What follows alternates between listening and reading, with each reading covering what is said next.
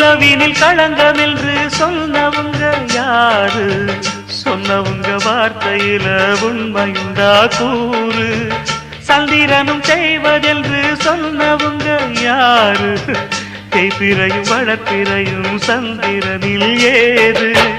தண்ணிக்குள்ளே என்னாலும் தாமரைப்பு நின்றாலும் தண்ணி அதில் ஒட்டாது, உண்மை என்றும் பொய்க்காது.